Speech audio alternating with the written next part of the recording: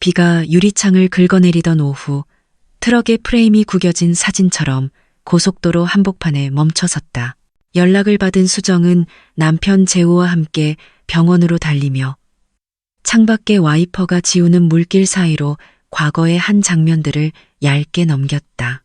마당에서 장화를 끌며 웃던 시아버지, 명절마다 새벽에 시장을 다녀오던 뒷모습, 아직 일할 만해라며 어깨를 펴던 목소리, 응급실 문이 열리고 닫힐 때마다 시간은 낯선 리듬으로 뜯겨나갔다. 의사는 낮고 또렷한 음성으로 척추 손상, 재활, 그리고 하반신 마비의 가능성을 말했다. 설명은 친절했지만 문장 하나하나가 돌처럼 가슴에 놓였다. 침대 난간을 잡은 시아버지의 손등은 햇볕에 그을린 채로 떨렸고 미안하다는 말이 입술에 걸렸다. 그 밤 병실 조명은 종일 켜져 있었고 수정은 숨을 죽여 울었다. 2달 뒤 확정 진단이 내려졌을 때 가족은 각자의 방식으로 고개를 끄덕였다. 선택지는 분명했다. 집으로 모시는 일, 안방에 이불을 개고 작은 방으로 옮긴 부부의 옷장을 정리하는 동안 집은 새로운 지도를 받아들였다. 휠체어의 바퀴가 마룻바닥에 남긴 가는 선, 새로 설치한 손잡이의 차가운 감촉, 식탁 높이를 맞추느라 깎아낸 다리 한쪽. 수정의 마음은 두려움과 결심 사이에 서 있었다. 괜찮아요, 아버님. 다짐처럼 꺼낸 말이 공기 속에서 오래 머물렀다. 그날 밤 빗소리는 잠들지 않았고 가족의 시간은 이전과 이후로 나뉘었다. 새벽 알람이 울리기도 전에 눈이 떠졌다. 커튼 사이로 스며든 잿빛 새벽빛이 방의 모서리를 더 희미하게 만들었다. 수정은 먼저 물을 끓이고 손을 대지 않도록 장갑을 끼고 소독 스프레이와 따뜻한 물수건을 순서대로 늘어놓았다. 하루는 기저귀를 교체하는 일로 시작했고 체위 변환을 기록하는 작은 수첩에는 시간과 방향이 빼곡했다. 옆으로 돌릴 때는 어깨와 골반을 함께 받치고 허리를 무리하지 않도록 무릎을 굽힌 자세로 들어 올렸다. 놓았다. 시아버지는 늘 미안하다고 말했고 수정은 매번 괜찮다고 답했지만 두 사람의 목소리에는 각자의 무게가 묻어 있었다. 아침 죽은 묵되 고소하게 소화제를 먼저 혈압을 재고 약을 건넨 뒤 컵을 잡는 손을 살짝 덧대주었다. 숟가락이 입술에 닿을 때 속도를 맞추는 일은 작은 춤처럼 섬세했다. 낮엔 햇볕이 드는 방향으로 침대를 돌려 욕창을 막았고 팔 운동과 호흡 운동을 짧게 여러 번 나눠 했다. 목욕은 하루 중 가장 긴장되는 시간이라 욕실 의자에 미끄럼 방지 패드를 다시 붙이고 가림 수건을 덮어 서로의 시선을 지켜냈다. 저녁이면 허리는 뻣뻣하게 굳고 손목은 화끈거렸지만 밤중 호출에 맞춰 알람을 3번 더 추가했다. 재우는 피곤하단 말로 귀가 시간을 늦췄고 식탁 위에는 먹다. 남은 반찬과 습기 찬 물컵 자국만 남았다. 그래도 수정은 방문을 닫기 전 조용히 중얼거렸다. 오늘도 무사히. 그 말은 기도이자 약속이었다. 오전 햇살이 거실 창을 넘어올 무렵 욕실의 물소리가 잦아들었다. 수정은 수건을 들고 시아버지의 어깨를 닦아드리며 평소와 다름없는 하루라 생각했지만 그 순간 뜻밖의 반응이 느껴졌다. 하반신 완전 마비라는 진단이 내려진 몸에서 나타날 리 없는 미세한 움직임. 그리고 그것을 느낀 순간에 묘한 정적. 수정은 본능적으로 고개를 돌렸다. 아무 말도 하지 않았지만 공기 속에는 둘 다 알 수 없는 당혹이 피어올랐다. 미안하다, 수정아. 시아버지의 낮은 목소리에 수정은 부드럽게 대답했다. 괜찮아요, 아버님. 자연스러운 거예요. 그러나 마음 한켠에서는 묘한 불안이 일었다. 혹시 의사가 잘못 본 건 아닐까? 그 가능성이 머릿속을 맴돌았다. 그녀는 욕실의 타일 위에 남은 물자국을 바라보며 조용히 생각했다. 인간의 몸은 완전한 마비 속에서도 의지처럼 반응을 남길 수 있을까? 그날 밤 수정은 일기를 썼다. 오늘 이상한 움직임, 기록 필요. 그녀는 그저 관찰자의 시선으로 적으려 했지만 펜 끝은 자꾸 흔들렸다. 다음 날도 그 다음 날도 같은 일이 반복됐다. 시아버지를 휠체어에서 옮길 때마다 손끝에 전해지는 반응은 분명했다. 그러나 그것은 부끄러움의 문제가 아니라 생명의 징후였다. 수정은 그 사실을 조금씩 이해하기 시작했다. 의학적 진실과 인간적 감정의 경계에서 그녀는 자신이 돌보고 있는 것이 단순히 한 사람의 몸이 아니라 존엄이라는 걸 깨달았다. 밤이 깊을수록 집안의 소리는 줄어들었다. 휠체어의 브레이크가 잠기는 소리, 시아버지가 고맙다고 낮게 속삭이는 목소리, 그리고 부엌의 냄비가 식으며 내는 작은 금소금. 수정은 거실 한켠에 앉아 식탁위 물컵을 굴리며 생각했다. 이 조용함이 평화가 아니라는 것을. 남편 재우는 점점 늦게 들어왔다. 회사 프로젝트가 많아서. 그 말은 이제 변명처럼 들렸다. 그는 집에 들어와도 휴대폰만 쳐다봤고 수정이 차려둔 밥상에는 젓가락을 몇 번 대다 말았다. 힘들면 요양보호사 쓰자. 남편의 말은 걱정보다 귀찮음에 가까웠다. 수정은 고개를 저었다. 제가 할게요. 가족이니까. 그렇게 말하며 웃었지만 웃음 끝이 떨렸다. 밤마다 수정은 방 안에서 홀로 불을 켰다. 침묵은 깊고 피로는 쌓였다. 그러나 그보다 더 버거운 것은 누가 나를 바라보는가에 대한 허무였다. 재호의 눈에는 더 이상 아내로서의 자신이 보이지 않았고 집 안의 시선은 오로지 돌봄의 대상으로만 향했다. 어느 날 친구 영희에게서 전화가 왔다. 너 목소리 왜 그래? 잠도 못 잔 것 같아. 수정은 잠시 머뭇거리다 대답했다. 그냥 요즘 좀 지쳐서. 전화를 끊고 난 이 방 안이 더 조용했다. 새벽 2시 시아버지가 부르는 소리에 잠에서 깼다. 수정아, 미안하다. 그 목소리는 아픔보다는 외로움에 가까웠다. 그녀는 조용히 일어나 방으로 갔다. 불을 켜지 않고 손전등 불빛 아래에서 기저귀를 갈고 담요를 정리했다. 그의 얼굴에는 안도와 수치심이 함께 떠 있었다. 수정은 그 표정을 오래 바라보다가 문득 자신도 같은 표정을 짓고 있다는 걸 깨달았다. 서로의 피로와 미안함이 닮아 있었다. 간병은 육체의 노동이 아니라 마음의 무게였다. 수정은 어느새 새벽마다 휴대폰을 붙잡고 있었다. 척수 손상 반사 반응, 하반신 마비 감각 회복 가능성, 자율신경 반응 같은 단어들이 검색창에 줄줄이 남았다. 화면을 스크롤할 때마다 가능성이라는 단어가 눈에 걸렸다.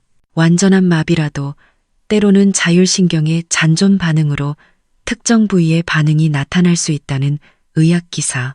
수정은 그 문장을 몇 번이고 읽었다. 머리로는 이해했지만 마음은 여전히 복잡했다. 그것이 생리적 반응일 뿐이라는 설명에도 그녀는 그 속에서 작은 희망 같은 것을 보았다. 그렇다면 아버님도 뭔가 느끼고 계신 걸까? 그 의문은 두려움보다 깊은 연민으로 번졌다. 다음 날 그녀는 조금 더 신중해졌다. 목욕을 시킬 때 타월의 두께를 2겹으로 늘리고 필요한 부분만 닦으며 말없이 상황을 관찰했다. 시아버지는 여전히 부끄러워하며 시선을 피했지만 수정은 그를 탓하지 않았다. 오히려 조용히 물었다. 아버님, 혹시 통증은 없으세요? 감각이 돌아오는 느낌 같은 건요? 시아버지는 잠시 침묵하다가 고개를 저었다. 그런 건 없어. 다만 가끔 이상한 느낌이 있긴 해. 그 말 한마디가 수정의 머릿속에 오래 맴돌았다. 이상한 느낌이라니, 그건 통증의 전조일까? 혹은 신경의 회복 신호일까? 그날 밤 그녀는 일지를 다시 폈다. 날짜, 시간, 반응 정도, 온도, 대화 내용, 모든 걸 기록했다. 그 종이 위에는 단순한 간병의 흔적이 아니라 인간의 몸이 아직 살아있음을 증명하는 작은 싸움이 있었다. 그녀는 처음으로 의학적 언어 대신 감정의 언어로 썼다. 오늘 생명이 다시 신호를 보냈다. 언제 일으켰는지, 어느 손으로 바쳤는지, 시아버지가 어떤 표정을 지었는지, 종이 위의 기록은 점점 더 세밀해졌고 그 속에는 의학과 감정이 묘하게 뒤섞여 있었다. 그녀는 단순히 간병인이 아니라 관찰자이자 증언자가 되어 있었다. 한 사람의 몸이 어떤 방식으로 회복의 징조를 보이는지, 인간의 의지가 얼마나 조용하게 생명에 스며드는지를 보고 싶었다. 어느 오후 햇빛이 부드럽게 방 안으로 들어올 때였다.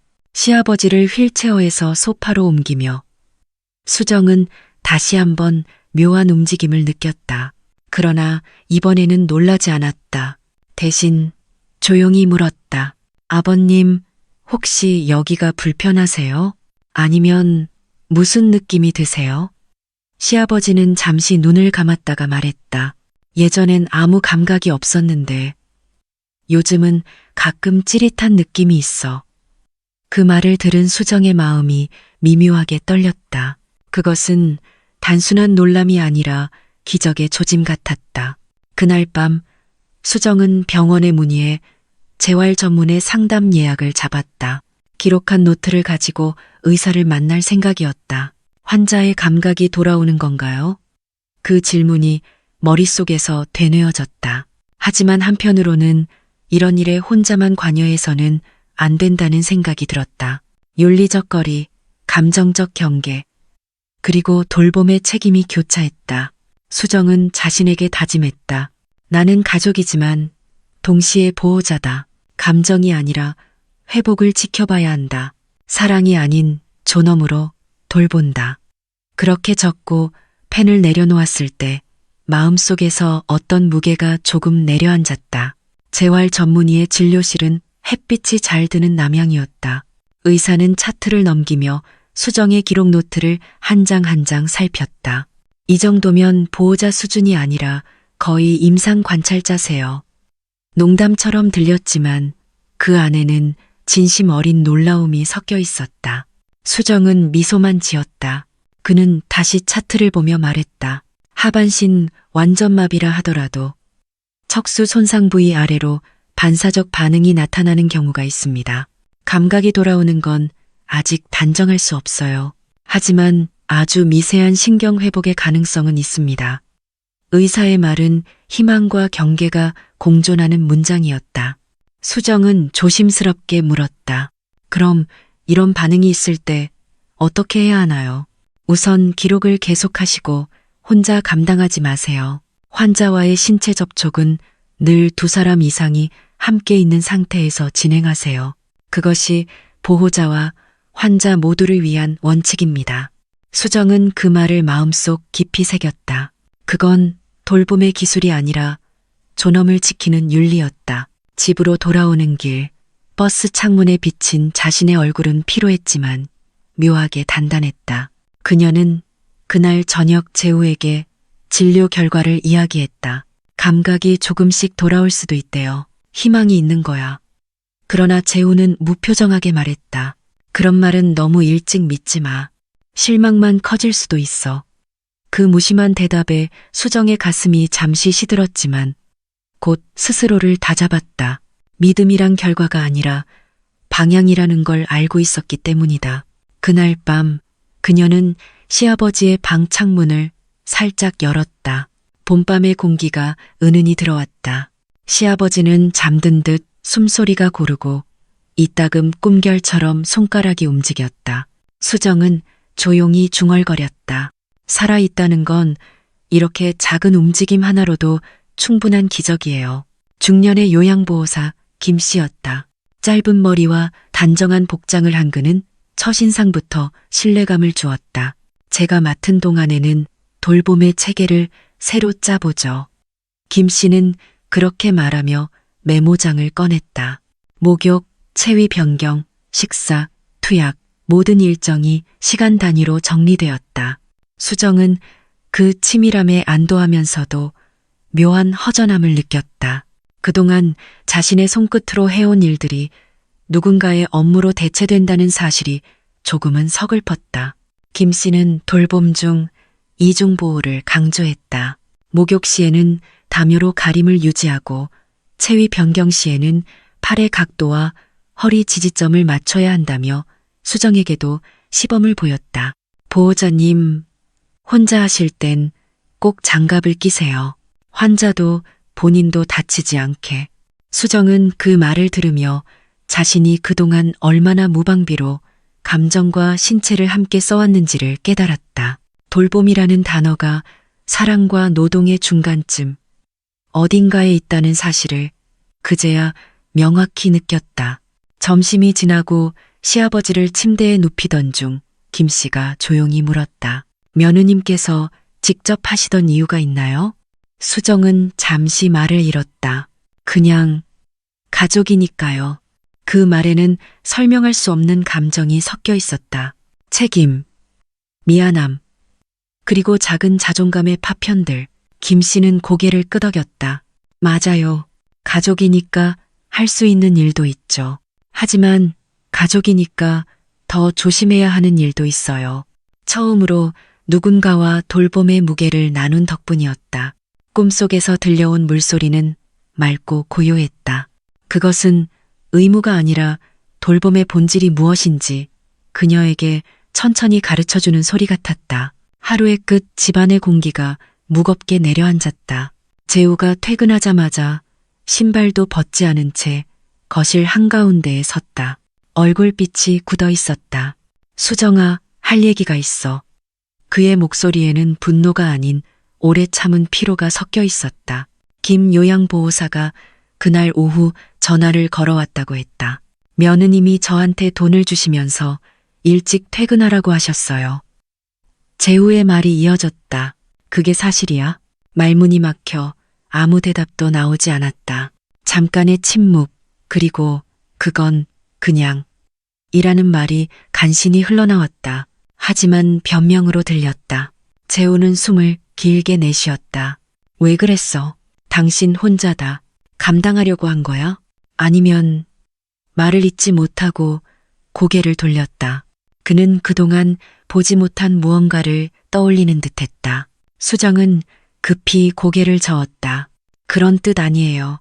그냥 돌봄이 너무 낯선 사람 손에 맡겨지는 게 불안했어요. 아버님도 그러셨고요. 그러나 곧 단단히 굳었다. 그런 일은 나한테 상의했어야지. 왜 몰래? 몰래가 아니라 지키고 싶었어요. 무엇을? 그 물음에 수정은 대답하지 못했다.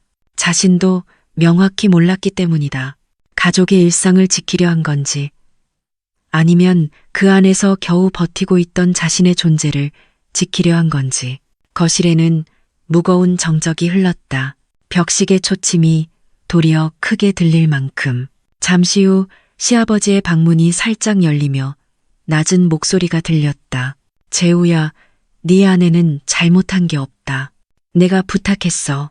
간병인을 보내달라고 한 건 내가 싫었거든. 그 말에 재우의 어깨가 떨어졌다. 아버지, 왜 그런 말씀을. 사람이 사람을 돌본다는 건 부끄러운 일이 아니다. 다만 우린 서로 너무 힘들었던 거야. 수정은 한참을 내려다보다가 조용히 말했다. 이제 그만 각자 조금씩 쉬어야 할 것 같아요. 그 말은 가족에게 주는 휴식이자 자신에게 내리는 사과 같았다. 며칠 후 세 사람은 함께 병원을 찾았다. 진료실 문 앞에서 재우는 팔짱을 낀 채 무표정했고 시아버지는 담담한 얼굴로 휠체어 손잡이를 쥐고 있었다. 수정은 손에 쥔 노트를 꼭 쥔 채 그 옆에 앉았다. 재활의학과와 비뇨의학과의 협진 결과를 들을 시간이었다. 의사는 평온한 목소리로 말했다. 현재 신경 반응은 하반신의 일부에서 제한적으로 나타나고 있습니다. 완전한 회복은 어렵지만 감각이 없다고 단정할 단계는 아닙니다. 수정은 조심스레 물었다. 그럼 앞으로 주의해야 할 점이 있을까요? 의사는 고개를 끄덕였다. 네. 신체 접촉은 항상 2명이 함께 있을 때만 하세요. 그리고 가능한 동성 보호자가 보조하는 게 좋습니다. 돌봄 과정에서 예기치 않은 반응이 생길 수 있으니까요. 그는 이어서 차트를 보여주었다. 자율신경 반응, 반사적 근육 수축, 감각 착각, 의학적 용어들이 오히려 인간적인 복잡함을 말해주는 듯했다. 진료실 밖으로 나오자 복도에는 하얀빛이 퍼져 있었다. 시아버지가 조용히 말했다. 내 몸이 이렇게라도 살아있다는 게 다행이야. 다신 미안하단 말 안 할게. 수정은 눈시울이 뜨거워졌다. 그 말 기다렸어요. 아버님이 살아있다는 걸 느끼는 게 전 더 고마워요. 재우는 그 대화를 뒤에서 듣고 있었다. 그는 잠시 고개를 숙였다. 가족의 균열은 여전히 남아 있었지만 그 틈 사이로 처음으로 희미한 온기가 새어나왔다. 집으로 돌아오는 차 안에서 세 사람은 말이 없었다. 대신 라디오에서 흘러나오던 DJ의 목소리가 묘하게 잔잔했다. 때로는 완벽히 낫는 것보다 함께 버티는 게 더 큰 회복일지도 모릅니다. 수정은 창밖으로 흐르는 햇살을 바라보았다. 삶이란 아마 그런 것일지도 몰랐다. 완벽히 고치는 게 아니라 부서진 채로도 다시 관계를 세우는 일. 그날 그녀는 처음으로 돌봄을 두려움이 아닌 공존으로 받아들이게 되었다. 시간은 조용히 흘렀지만 세 사람의 마음에는 여전히 응어리가 남아 있었다. 재우는 회사를 다녀와도 거실에 오래 머물지 않았다. 텔레비전을 켜두고는 시선을 피했고 수정은 그런 남편을 바라보며 이 사람의 마음도 마비된 건 아닐까 하고 생각했다. 시아버지는 아침마다 스스로 팔 운동을 하며 작은 소리를 냈다. 이젠 나도 해야지. 그 목소리에는 결심보다 죄책감이 더 깊었다. 하루는 상담사의 권유로 가족 상담을 받게 되었다. 처음엔 모두가 말을 아꼈다. 상담사가 조용히 물었다. 각자 가장 두려웠던 순간이 언제였나요? 시아버지가 먼저 입을 열었다. 내가 다시는 걸을 수 없다는 말을 들었을 때보다 내 며느리가 나 때문에 울던 날이 더 두려웠어요. 그 말에 수정의 눈에서 눈물이 떨어졌다. 이어 재우가 낮은 목소리로 말했다. 나는 아버지를 돌보는 아내가 낯설었어요. 그녀가 나보다 강해지는 게 두려웠고 그걸 인정하기 싫었어요. 수정은 잠시 숨을 고르더니 고개를 들었다. 저는 아무리 애써도 가족이 무너지는 걸 막을 수 없을까봐 무서웠어요. 가족은 역할이 아니라 관계입니다. 무너졌다고 생각하는 순간에도 서로를 이해하려는 마음이 있다면 이미 다시 세워지고 있는 겁니다. 말은 없었지만 그 손끝에 미세한 떨림이 사과 같았다. 시아버지는 뒷좌석에서 미소를 지으며 말했다. 이제야 우리 진짜 가족 같구나. 그 순간 수정은 비로소 마음 깊은 곳에서 안도했다. 돌봄은 누가 누구를 구하는 일이 아니라 함께 살아남는 일이라는 걸 깨달은 것이다. 그날 밤 그녀는 오래된 일기장을 덮으며 적었다. 용서는 말이 아니라 손끝에서 시작된다. 김 요양보호사는 주 5일 상주 근무로 바뀌었고 시아버지는 낮 시간엔 재활센터 프로그램에 참여했다. 수정은 오전에는 회사로 오후엔 짧은 휴식을 챙길 수 있게 되었다. 집안의 공기가 달라졌다. 누구 하나의 희생으로만 돌아가던 시간표가 세 사람의 호흡으로 조정되기 시작한 것이다. 식탁에는 간만에 함께한 저녁이 다시 차려졌다. 국물이 식을 틈도 없이 대화가 이어졌다. 시아버지는 휠체어에 앉은 채 두 손으로 숟가락을 들었다. 이젠 손목이 힘을 좀 받네. 수정은 웃으며 말했다. 이대로면 아버님, 곧 저보다 파림새지시겠어요. 내가 너무 늦게 돌아왔던 것 같아. 아버지한테도 당신한테도. 그 말은 짧았지만 진심이 느껴졌다. 수정은 조용히 고개를 끄덕였다. 그 순간 오랫동안 막혀있던 공기가 조금은 풀려나갔다. 이후 가족은 매주 상담실을 찾았다. 상담사는 돌봄은 관리의 언어가 아니라 관계의 언어로 바뀌어야 한다고 말했다. 수정은 그 말에 크게 고개를 끄덕였다. 이제 그녀의 노트에는 채운 투약 시간만이 아니라 서로에게 건넨 말 한 줄씩이 적히기 시작했다. 오늘 아버님이 먼저 농담을 하셨다. 재우가 설거지를 했다. 사소한 기록들이 삶을 다시 숨쉬게 했다. 밤이면 수정은 창가에 앉아 커피를 마셨다. 간병이라는 단어가 더 이상 고통이나 희생으로만 들리지 않았다. 그것은 누군가의 하루를 함께 살아주는 일, 존재를 지켜주는 일로 변해 있었다. 그때 문득 시아버지 방에서 작은 웃음소리가 들렸다. TV 예능의 웃음소리였다. 수정은 그 소리를 들으며 미소를 지었다. 집이 다시 집의 소리를 내기 시작한 것이었다. 봄이 왔다. 햇살은 오래된 거실 커튼 사이로 들어와 바닥 위를 금빛으로 물들였다. 창문을 여니 먼지 냄새 대신 흙냄새가 났다.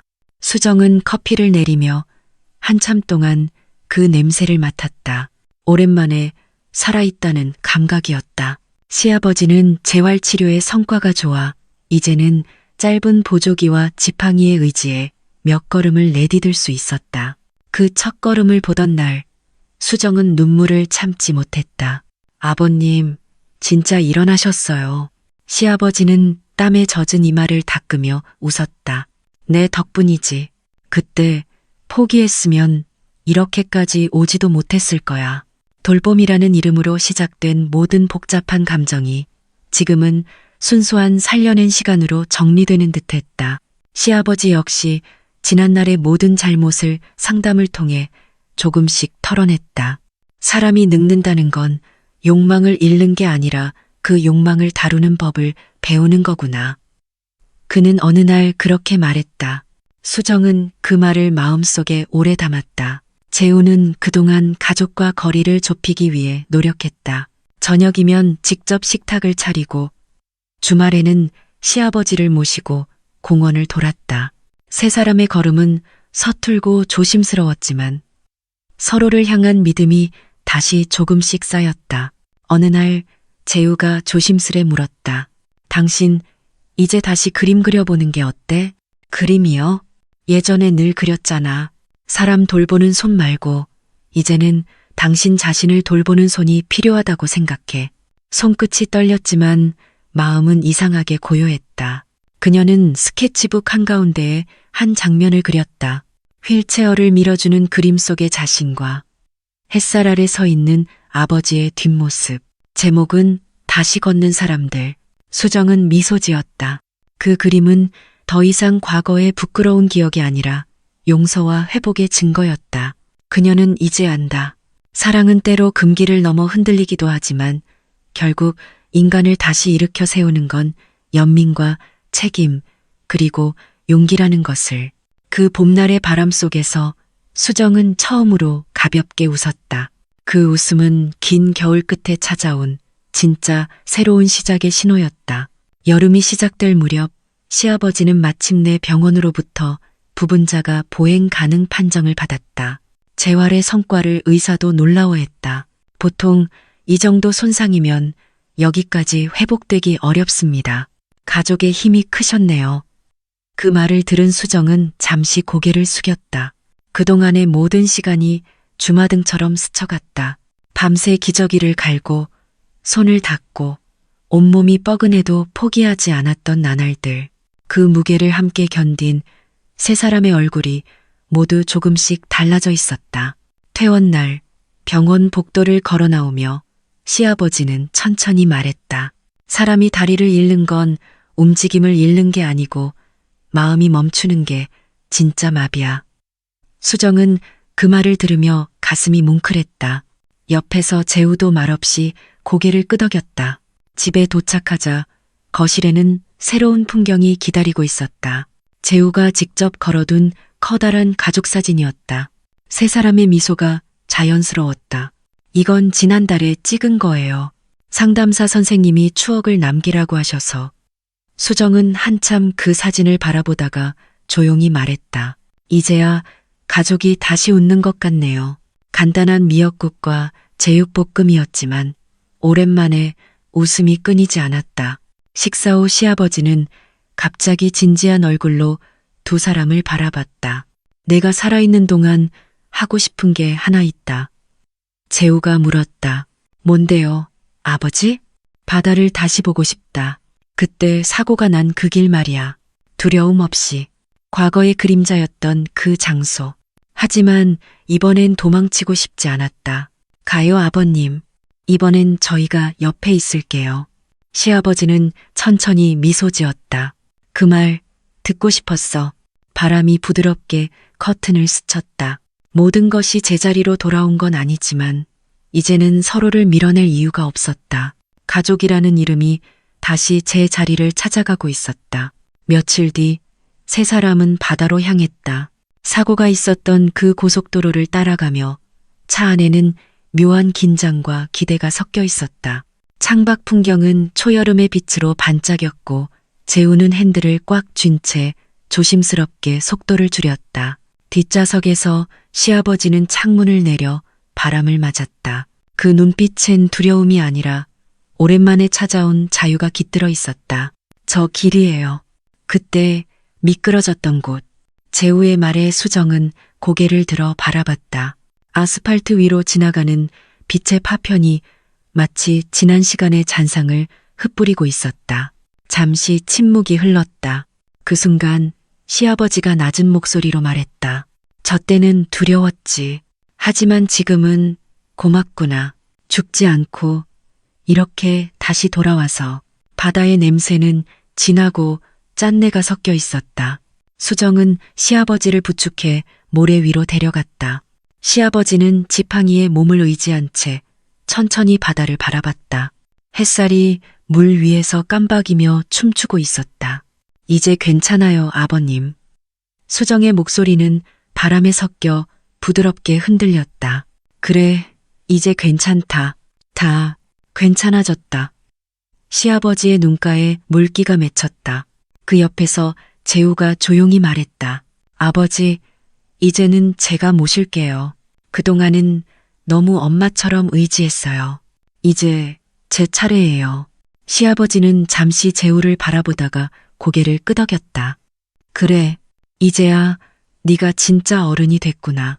수정은 그 바람 속에서 지난날의 어둠과 후회, 그리고 따뜻했던 시간들을 함께 느꼈다. 죄책감과 용서, 상처와 회복이 한 줄기의 바람처럼 흩어졌다. 그녀는 그 모든 것을 놓아주었다. 돌아오는 길, 수정은 마음속으로 조용히 되뇌었다. 사람은 때로 무너져야 다시 세워진다. 돌봄은 타인을 위해 시작되지만 결국은 자신을 구원하는 일이다. 세 사람의 그림자가 도로 위로 길게 늘어졌다. 그 그림자는 더 이상 무겁지 않았다. 그들은 이제 각자의 방식으로 다시 걷고 있었다.